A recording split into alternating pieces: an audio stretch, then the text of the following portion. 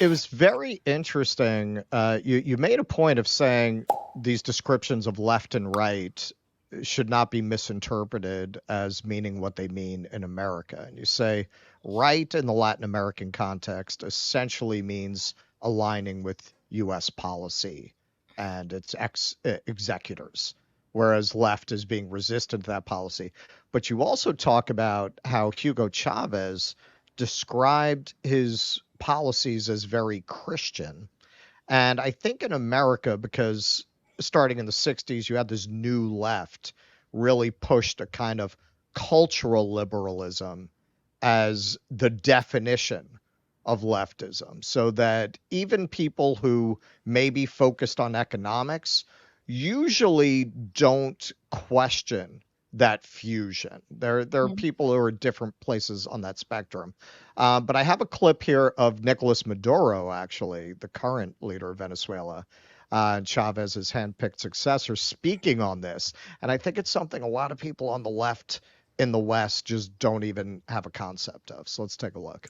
Hegemónico, imperial, bélico, que además, como está en decadencia, se pone sumamente violento, es que la decisión que tenemos que tomar hoy no es por gusto. Y con una cultura totalmente decadente.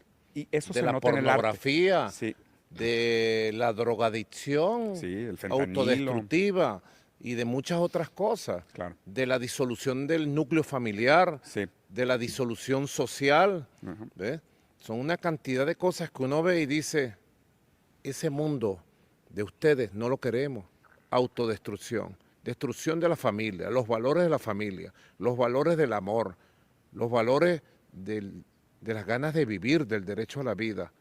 Ellos son la alternativa, ellos, Claro. ese imperio colectivo del norte, como le dicen por allá, es la alternativa, hoy más que nunca, ¿o no? No, jamás. Entonces Rosa Luxemburgo vuelve a venir a decirnos lo que tú acabas de decir, Diego. Socialismo o barbarie. Exactamente. Humanidad o muerte, pudiéramos decir. Tal Okay, now that is a kind of leftism that really post 60s, I think most people have just even forgotten the idea of a socialist economics being joined to family values. I was at the Dissident Dialogues a couple of weeks ago, and the only person there who had anything to say about economics was a Catholic conservative from Compact Magazine, who expressed very much the same views. He felt economic policy has to create the conditions for family life. Yes. Now, family values is something that here the left almost by definition for 2 generations has branded as right-wing and Christian, Yes. and thereby suspect.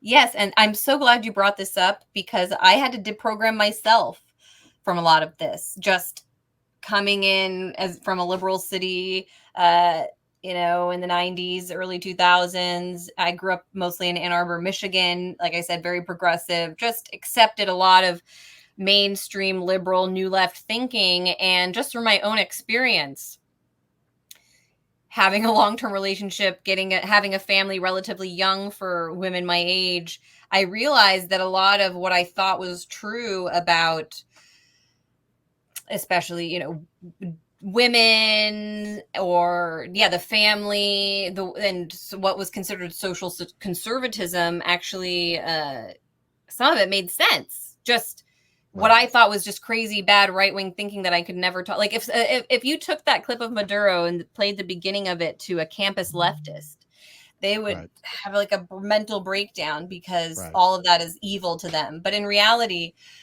you're not going to win with human beings if you if you don't realize that, like, yes, biology and just human family nature is at the end of the day what most people want. Most people are not getting up every day to fight for socialism. They want to fight for their family and just day-to-day survival.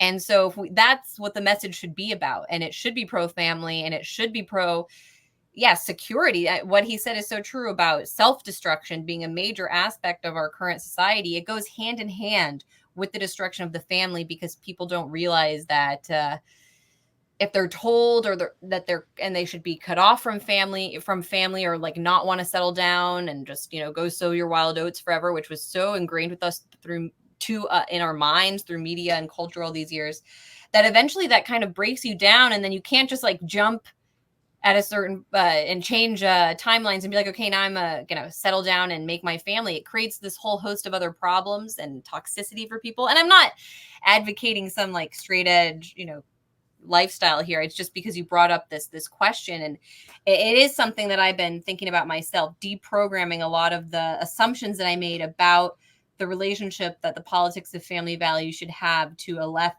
wing. Or that's why, again, these labels don't work anymore. I don't know what left wing, right? If left wing ideology here is not what Maduro described there, right? Like talking about the family and all that. So I don't even know what to describe or identify as left wing in the United States anymore. But to revive that message here and bring that back into the conversation, I think that's how we start to win people again. And I feel more hope that we could come out of this if we start centering that kind of message, pro-family message, and tie it to these progressive economic policies, like you say, to not separate the two. Somewhere along the way, leftism or all of that progressivism became all about culture, and obviously it had a really negative impact. Everybody's miserable too in the left scene, you notice, and I think this has a lot to do with it. Oh, absolutely, yeah. And Maduro, in that same interview, doubled down on the vision of Christian values playing a role in the Venezuelan vision of the state. So everything he said there, I think, lines up with that and with what Chavez himself described as a socialist and Christian project. Yeah, I co-sign every single thing you said. I've thought about taking a stab at a book on family values for the left, because I've always considered myself a very left-wing guy. You should. But I live a very socially conservative life. My wife and I have been together almost 14 years. Before that, my first girlfriend and I dated for like 6 years. So I've been in like a monogamous relationship almost my entire adult life, literally. So, and the way I describe and that would be rare for your age. Extremely rare for my age, but I don't consider myself to be socially conservative. I think a good way to frame it, there's this politician in Germany, her name is Sarah Wagenknecht. I don't know if you've heard of her, you probably have. I know Greenwald interviewed her a while back, and she talked about cultural conservatism. So you can like practice a culturally conservative lifestyle, as I do, but still not be socially conservative to the extent you want to impose that by force on other people. Exactly. And that, I think, is a perfect way to frame it. Like, yes, promote the family, make family life easier, incentivize family life. Sure. Don't force it on people. Don't coerce people into it. But, child tax credits are a good thing. Universal pre-K is a good thing. These are all really good things. A family is an economic engine on a superhighway. And they exist to provide economic security. And I think a left that seeks to prop that up is going to be far more successful than a left that is seen as trying to tear that down or trying to undermine it. Yeah. And it used to be the case that anything that you just described, right wingers would like, again, their sensors would go off like, no, never, this is socialism. But I think in 2024, if we get past the labels, there are people who want that now too on what is considered the right in the United States. I know these people, like I talk to them, and I think that's most people are actually fall somewhere in that category, either left or right, but want some sort of family tax credits I've seen people on the right praising Hungary for, I think it's if you have like 3 kids, you never have to pay taxes again. Think policies like that. Yeah. They just and when you start incentivizing families and building, and it goes down progressively, right? Oh, okay. Each kid, yeah. I think if you introduce those kinds of policies and have a progressive economic policy in line with the pro-family, socially positive, social and cultural like policy, then you won't see as many people dying on the streets and being so depressed and just in a hole. And it is a cultural thing too. I think so much of our media is focused on depressing, making us accept certain evils of our society and making us feel trapped inside them. It's kind of building the matrix around us, and it doesn't have to be that way. Well, Catherine Liu in Virtue Hoarders, she put forth what I think was a pretty good explanation for why this kind of liberalism has taken over the West, because it's a very consumerist vision. It's very friendly to capitalism to make everyone childless, isolated, and only expressing themselves not through family, but through lifestyle brand consumerist virtue signaling. Right.